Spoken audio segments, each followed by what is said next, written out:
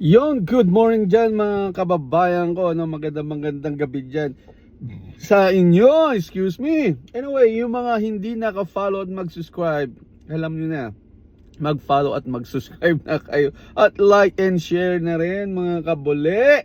Anyway mga kabuli, pasensya na ngayon lang ulit. 2 days, no video.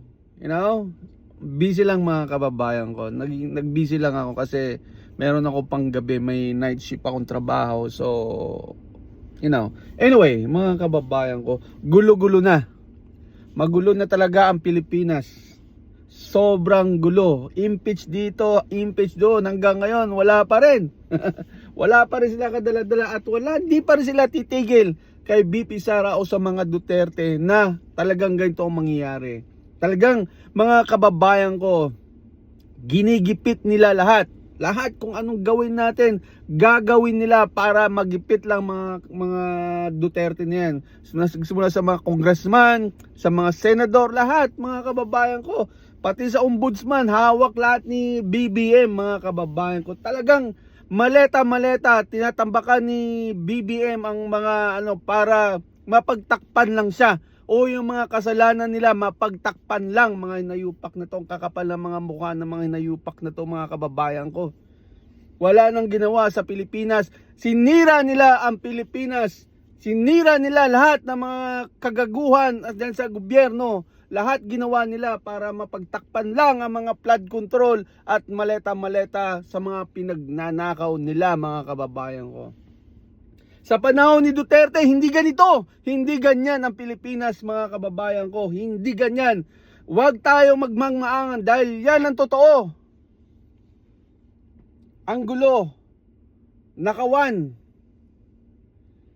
patayan, korupsyon, mga snatch dan sa Maynila. Ang dami mga kababayan ko, magulo. Hindi sa panahon ni Duterte, tahimik ang Pilipinas. Walang ganyan sa ngayon. Totoo yan. Huwag tayo magbulag-bulagan. Mga hinayupa kayo, mga loyalista kayo. At mga dilawang kayo dyan, mga animal. Mga salot kayo sa gobyerno. Mga loyalistang mga walang kwenta. Alam nyo na eh. Alam nyo na ang katotohanan eh. Nagbulag-bulagan pa rin tayo eh. Nagbobobohan pa rin tayo eh. Sa panahon ni Duterte, di ganyan mga kababayan ko. Walang ganyan, walang nakawan. Lahat binibintang nila. Pati kay Rizal baka si Sara Duterte na rin ang pumatay. Lahat, may bago sila mga pakana, mga nayupak na yan. Hindi na kayo kontentos, mga hayop kayo. Totoo yan mga kababayan ko. Sa panahon ni Duterte, huwag tayo magbulag-bulagan, Sa panahon ni Duterte, wala mga yan. Alam niyo yan, ang daming nagmamahal kay Duterte dahil sa kanya lang ang nagbago ang Pilipinas. Duterte lang ang may malasakit at wala nang iba mga kababayan ko. Kaya huwag tayo magbulag-bulagan. At alam niyo yan mga kababayan ko, kung gaano ginawa ni Duterte nung panahon niya. Kalinisan, mga adik, corruption, mga congressman noon, nakita mo mga barangay tanod. Anong sabi ni Tatay Digong noon, mga kababayan ko, kapag di mo nilinis ang harapan mo, mamaigi, mag-resign ka na lang. Diba? Kaya yung mga barangay captain dyan, mga iba-ibang sa Quezon City, nataranta lahat, hindi lang Quezon City, buong Pilipinas nataranta, napaayos ni Duterte. Manila Bay, yung mga ilog Pasig, mga kababayan ko, only Duterte lang, walang nakagawa niyan. Manila Bay, nakapag-swimming ka na ba sa dagatang basura? Manila Bay, ano sabi ni Atienza noon, ni Mayor Atienza, kay Duterte, wala na pag-asang Manila Bay. Pero ang ginawa ni Duterte, pinalinis ni Duterte. Ano ba, nagka-issue pa. Diyan pa daw nagsimula yung ng baha sa Maynila. Di ba? Anong utak ang meron kayo? Nilinis na nga nung tao, siniraan nyo pa, ginawa nyo pa ng diyan nagsimula. Mga hinayupak talaga kayo. Anong klaseng meron kayo, mga hayop kayo sa gobyerno? Shot muna tayo. Masyado mainit si Kabuli.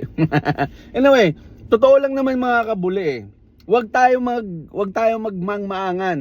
Alright? Huwag tayo magmamaangan. Talagang yan ang totoo. Duterte lang ang may malasakit sa Pilipinas. Sa panahon ni Tatay Digong, walang ganyan. Huwag tayo magbulag-bulagan. Ngayon, ano nangyayari? Ano nangyayari ng Pilipinas? Hanggang ngayon, wala pa rin nakukulong. Mga hayop kayo sa gobyerno, sinira nyo ang Pilipinas.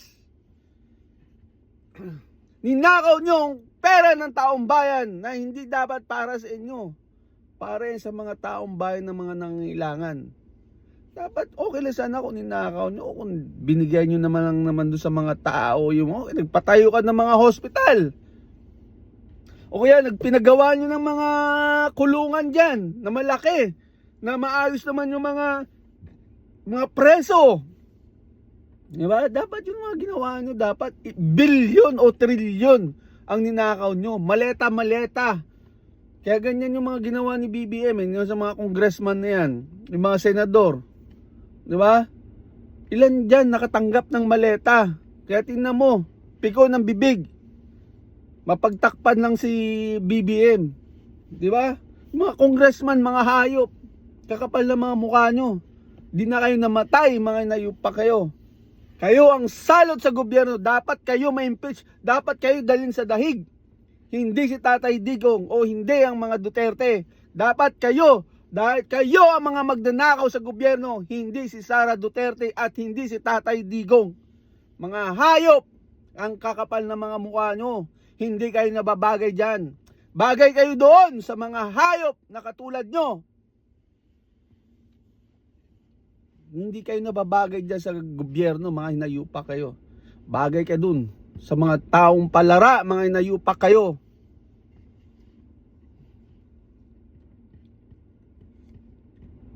Diba? Nasa totoo lang tayo mga kababayan ko. Huwag tayo magbulag-bulagan. Huwag tayo magbulag-bulagan.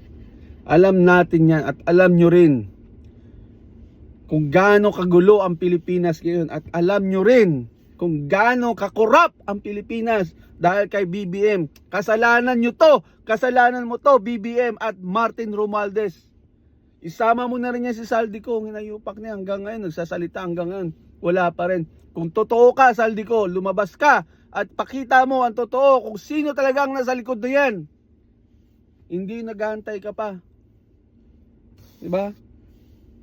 Hayop. Mga hayop kayo sa gobyerno. Sinira nyo ang Pilipinas.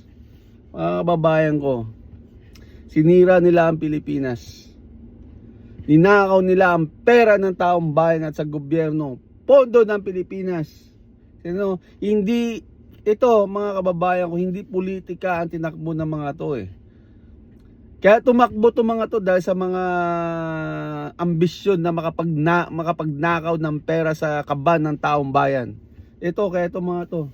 Totoo yan, huwag tayo magbulag-bulagan. Kaya kayo tumakbo kasi alam nyo kapag tumanalo kayo, lalo mga congressman, alam nyo kapag nanalo kayo, may makukuha kayo bilyon-bilyon na pera, mga hayop. Ang kakapal ng mga mukha nyo. Pasensya na mga kababayan ko, no, mga kabuli, ano. Nagsasalita lang ako ng katotohanan. At yan ang katotohanan. Huwag tayo magbulag-bulagan, mga hinayupa kayo, mga loyalista kayo. Mga kakampwet, mga dilawan dyan, mga hinayupak kayo. Huwag tayo magbulag-bulagan dahil alam nyo ang katotohanan. Mga hayop kayo, nakaka-high blood lang kasi mga kababayan ko, no? Hindi pera niya yan. Sinira nila ang Pilipinas. Sinira nila ang bansang Pilipinas. Totoo yan. Huwag tayo magbubulag-bulagan. Kaya ito si BBM. Sana kapag nanalo, may manalo man lang na Duterte, dalhin to sa dahig eh. O kaya pagpapalo-paluin o pitik-pitikin nito itlog ditong hayop na to eh. Kasama mo na si Martin Romualdez, mga nayupak kayo. Totoo yan mga kababayan ko. Sinira nila ang Pilipinas. Huwag tayo magbulag-bulagan. Kahit paulit-ulit, huwag tayo magbulag-bulagan. Kaya pinapaulit-ulit ko sa inyo para Magising kayo sa katotohanan. Hindi yung baluktot ginagawa nyo tuwid. Alam naman natin eh. Alam nyo naman mga kababayan ko kung gaano kalupit. Kung gaano kalupit magnakaw si BBM ng taong bayan na nakawan nila. Ito sila Martin Romualdez. Pero yan ang totoo mga kababayan ko. Ang kakapal na mga mukha nyo. Mga animal. Hindi na kayo naawa sa Pilipinas. Hindi na kayo naawa sa mga taong bayan. Hanggang ngayon, flood control, wala pa rin nakukulong. Dahil sa inyo. Puro kayo takip.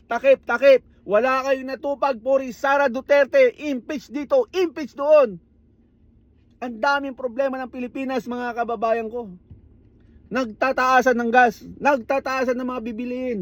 Hanggang ngayon, wala pa rin kayo solusyon. Wala pa rin kayo solusyon kung di puro Sara Duterte. Ma-impeach dito, impeach doon. Totoo yan mga kababayan ko. Huwag tayo magbulag-bulagan. Dahil alam niyo yan, mga hinayupak kayo. Alam ng mga taong bayan, yung mga totoo na may malasakit, alam niyan. Pero yung mga taong loyalista dyan, mga kakapal na mukha nyo, sama ko na kayo sa galit ko dito kay BBM at kay Martin Romualdez. Isama ko na kayo. Kasi alam nyo bakit? Bulag kayo sa katotohanan. Dapat sa inyo iuntog. Ganito, pong. Hanggang dito na lang. Boom!